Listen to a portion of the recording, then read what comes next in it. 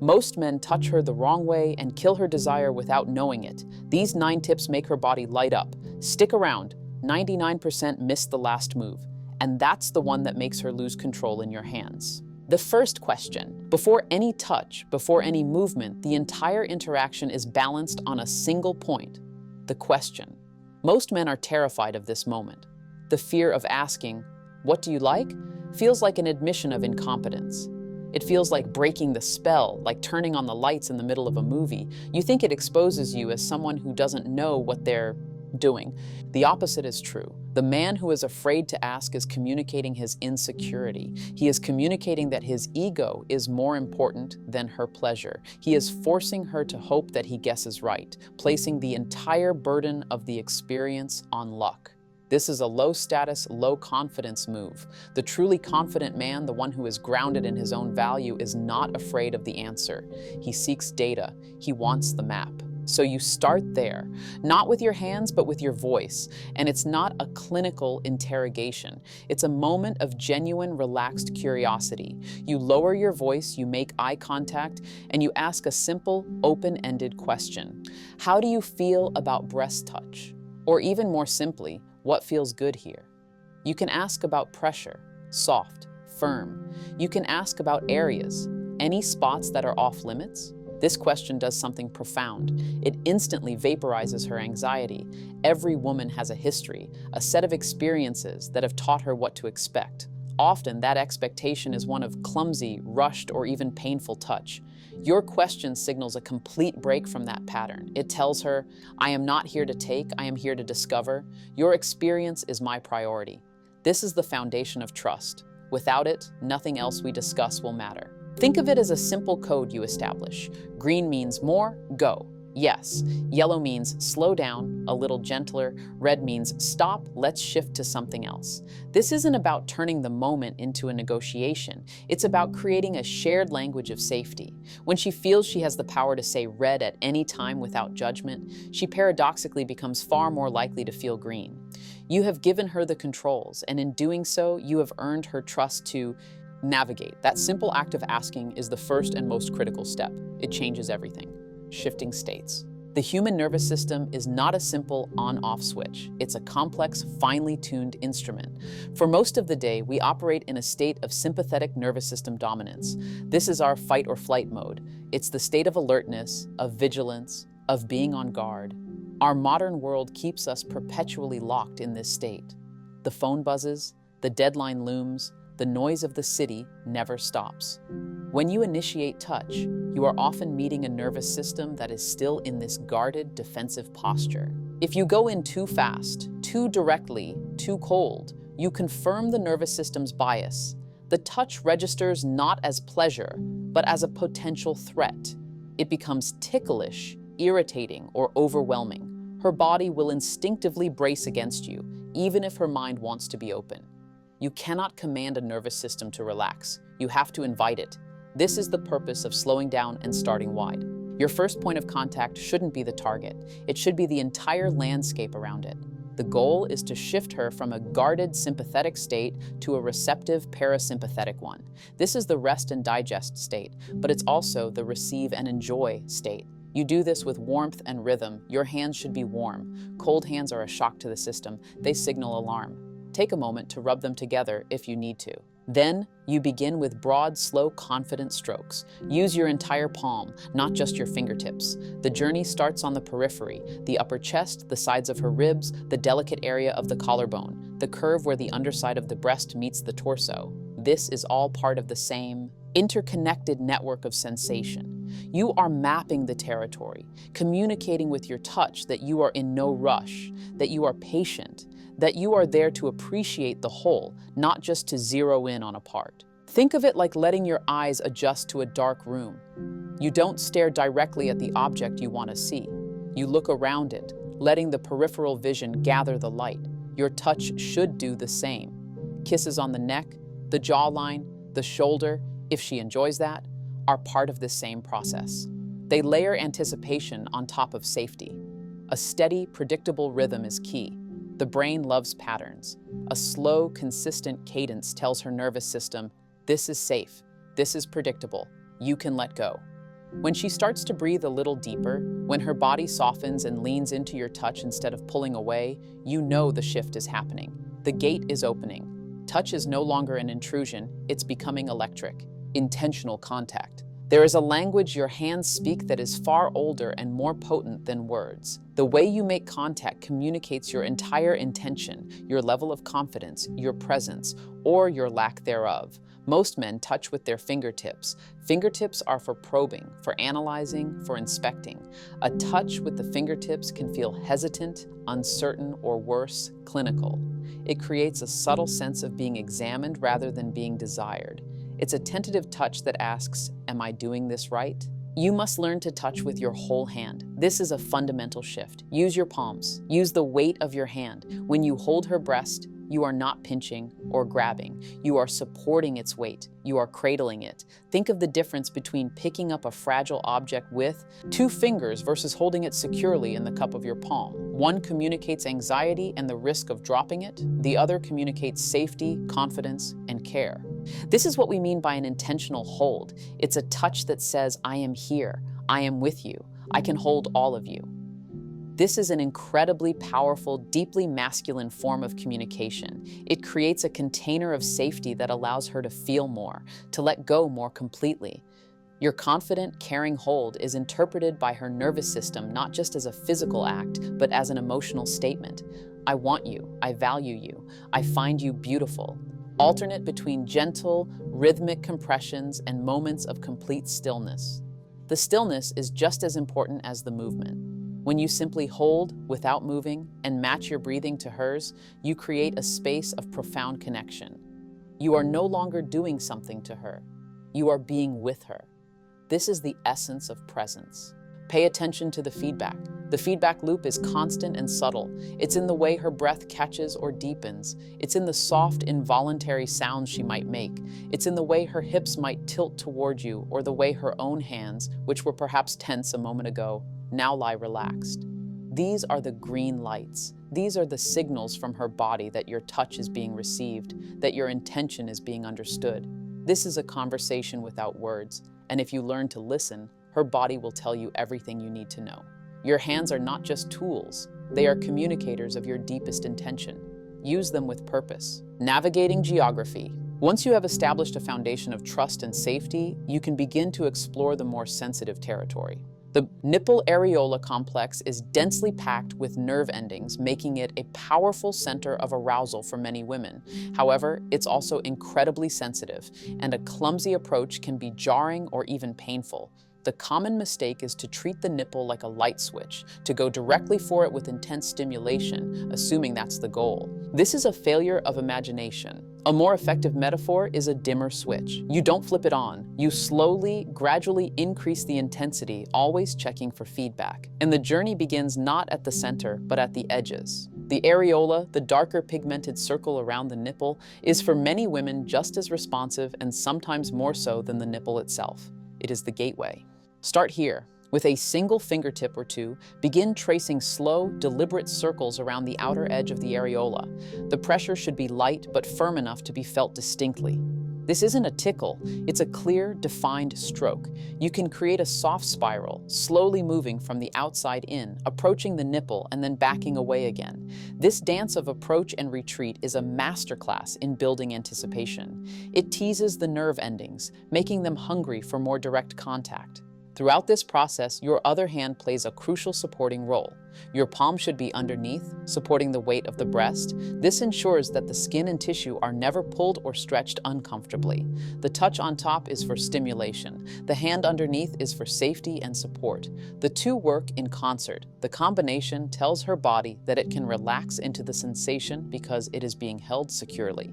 Only when you sense she is responding positively, when her breathing quickens, when she leans into the touch, do you consider moving to the nipple itself. And even then, you start with the lightest possible touch.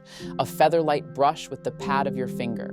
A gentle, slow roll between your thumb and forefinger. A brief, soft press followed by a release.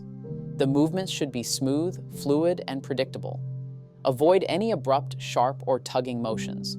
These can send a jolt of alarm through the nervous system. If she enjoys firmer stimulation, you build toward it gradually. Always, you are checking in. You can use your words, a simple more or like this, or you can read her body. Any sign of discomfort, a wince, a tensing of her muscles, a sharp intake of breath, is a signal to ease off immediately. Any sensation she describes as sharp, zinging, or numb is a clear stop sign. This is not about pushing through. It's about attuning yourself so precisely to her experience that you become an extension of her own pleasure. Oral dynamics. When and if you introduce your mouth, the same principles of patience and gradual progression apply, but with even greater intensity. The mouth brings a different level of intimacy, a combination of warmth, moisture, and texture that can be incredibly arousing. But a clumsy, thoughtless approach can be a powerful turnoff. The goal is to use your mouth as a precision instrument, not a blunt object. Again, do not start at the center. The first contact should be with your breath. A slow, warm exhale of air across the skin can send shivers of anticipation through her entire body. It's a promise of what's to come, delivered without a single touch. From there, you begin with soft, slow licks, again focusing first on the areola. Use the flat, broad part of your tongue to trace those same circles and spirals you explored with your fingertips. Gentle suction can feel incredible, but it needs to be managed with exquisite control. Think of sipping a hot drink, not pulling liquid through a thick straw. The pressure should be soft, pulling the skin ever so slightly into the warmth of your mouth and then releasing. A hard, clamp-like suction is rarely pleasant unless it has been explicitly and enthusiastically requested. It can be painful and can desensitize the very nerves you're trying to stimulate. The topic of teeth is a critical one. For the vast majority of women, the sensation of teeth on this delicate tissue is an immediate and unwelcome shock. Unless she has specifically asked you for a playful graze or a gentle bite, teeth should be nowhere near the skin. If she does ask for it, you must practice first. Test the pressure on the sensitive skin of your own forearm. You need to know exactly how light that touch has to be to feel like a thrill rather than a threat. The moment you sense any discomfort, you stop. This is not a performance. It is a dialogue. You are constantly listening, adapting, and responding. The warmth of your mouth, the softness of your tongue, the controlled pressure of your lips, these are the elements of your vocabulary. You are using them to ask a question. Does this feel good? And her body, through its size, its movements, its subtle shifts in tension, is giving you the answer. Your job is simply to pay close enough attention to hear it. Vocal resonance. The physical dimension of touch is only one channel of communication. There is another layer, an auditory landscape that can either amplify sensation or completely shatter the mood. Your voice, when used with intention, can be one of the most powerful tools in deepening her arousal and your connection. But this isn't about delivering cheesy rehearsed lines. It's about creating a resonance of safety, appreciation, and desire. The first principle is to keep your voice low and unhurried. A rushed, high-pitched voice signals anxiety and nervousness. A slow, low-toned voice communicates calm, confidence, and control. It has a literally vibrating, soothing effect on the nervous system, both hers and yours. When you speak, you are not just conveying words. You are transmitting your own internal state. Project Calm. The words themselves should be simple, genuine, and offered quietly. This is not the time for grand pronouncements. It's for quiet, sincere observations. You feel so good. You smell amazing. I love hearing the sounds you make. These compliments land with incredible power because they are specific and rooted in the present moment. They tell her that you are paying attention, that you are fully present with her, appreciating every detail. You can also use your voice to check in without breaking the spell. The questions should be short, easy to answer, and designed to keep her in her body, not pull her into her analytical mind. Instead of a complex question like, "What are you thinking about right now?" you ask something simple that can be answered with a nod or a single word. More like this? Softer here? This keeps the feedback loop open while maintaining the flow of the experience. One of the most profound and simple techniques is to match your breath to hers. As you hold her, as you touch her, pay attention to the rhythm of her breathing. Consciously slow your own breathing down to fall into sync with hers. When you breathe in together and, more importantly, exhale together, you create a powerful biofeedback loop. Longer exhales activate the parasympathetic nervous system, calming performance anxiety for both of you. It signals a deep alignment, a nonverbal, we are in this together. This shared rhythm helps her body feel safe enough to open and receive rather than brace and protect. Your voice and your breath become the soundtrack to the experience, a constant, reassuring hum beneath the surface of the touch itself. Integrated system. At a certain point, breast play ceases to be a standalone activity and becomes part of a larger, integrated system of arousal. While some women can and do reach orgasm from breast and nipple stimulation alone, large-scale studies and surveys make it clear that for the majority of women, climax is most reliably achieved through consistent clitoral stimulation. The masterstroke of a skilled lover is not to treat these as separate events, but to weave them together into a seamless, multi-layered experience. The mistake is to abandon one for the other. You've spent all this time building trust, slowing down, and creating this incredible sensation in her upper body. To suddenly stop and shift all your focus elsewhere can be jarring. The brain, which has locked onto a pleasurable rhythm, is forced to reorient. Instead, you integrate. You maintain the connection you've already established while introducing a new element. This is where your ability to multitask with presence is tested. You might keep one hand gently holding and caressing her breast, or keep your mouth there, providing that constant warmth and light pressure, while your other hand begins to provide steady, rhythmic external stimulation to her clitoris. A compact, high-quality vibrator can also be an invaluable tool here, as it can provide a level of consistency that is sometimes difficult to maintain by hand, freeing up your own hands to continue their work elsewhere. The key to this integration is to change only one variable at a time. The female brain, when approaching orgasm, is locking onto a specific pattern of sensation. If you are constantly changing the speed, pressure, and location of your touch in multiple places at once, the brain can't find a consistent signal to follow. It's like trying to listen to 3 different songs at once. So, maintain the tempo. If you have established a slow, steady rhythm on her breast, maintain that. When you introduce touch below, start with a similarly consistent and predictable rhythm.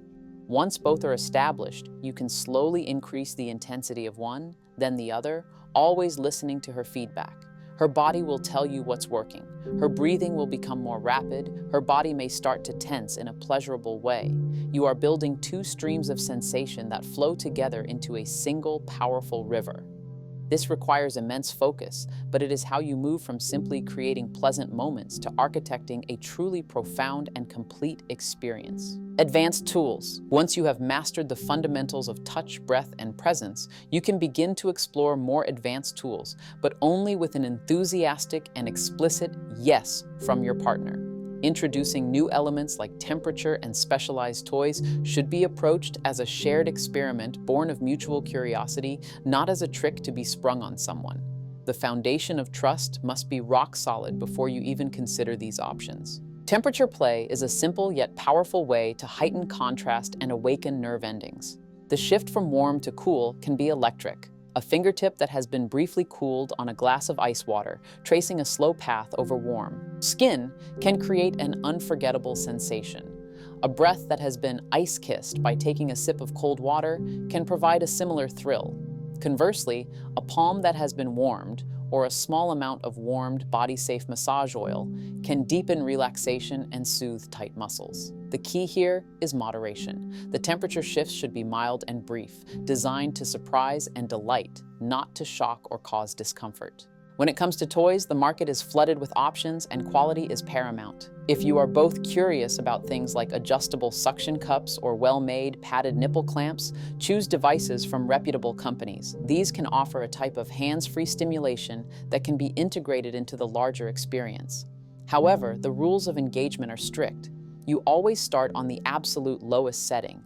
You might even set a short timer, agreeing to use them for only a minute or 2 at first to gauge her response. There are also critical safety contraindications. You should skip these tools entirely if there is any kind of skin injury, irritation, or if she has sensitivities related to pregnancy or her menstrual cycle. Conditions like bleeding disorders or neuropathy also make these tools a non-starter.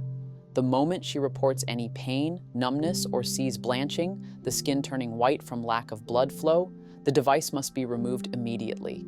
These are not tools for pushing boundaries of pain. They are tools for exploring new frontiers of pleasure, and that requires a heightened sense of awareness and responsibility from you. They are an addition to, not a replacement for, your attentive, connected touch. Foundational support. While everything we've discussed focuses on mindset and mechanics, it's also true that these systems operate on a biological foundation. Your physical vitality, your circulation, your hormonal health, these all form the underlying hardware that runs the software of your presence and performance. And while there is no magic pill, there are ways to support and optimize that hardware, but they must be understood as adjuncts to, not replacements for, the non-negotiable foundations. The big levers always come first. You cannot supplement your way out of a bad lifestyle. Good sleep is the bedrock of everything. It's when your body repairs tissue, regulates hormones, and consolidates memory. Regular, intelligent training, a mix of resistance work and cardiovascular conditioning, is crucial for blood flow, stress management, and maintaining healthy testosterone signaling. And a solid nutritional protocol, rich in whole foods and micronutrients, provides the raw materials your body needs to function optimally. These are the 95%. Once that 95% is dialed in, you can consider the final 5%, targeted support. For instance, the nitric oxide pathway is fundamental to healthy circulation. This is the system that helps blood vessels relax, allowing blood to flow where it's needed during arousal. Nutrients that support this pathway can be beneficial. An organic watermelon extract, for example, is naturally rich in L-citrulline, an amino acid that serves as a precursor to nitric oxide in the body. For some men, taking this 30 to 60 minutes before intimacy can provide a gentle but noticeable boost in vascular cooperation and firmness.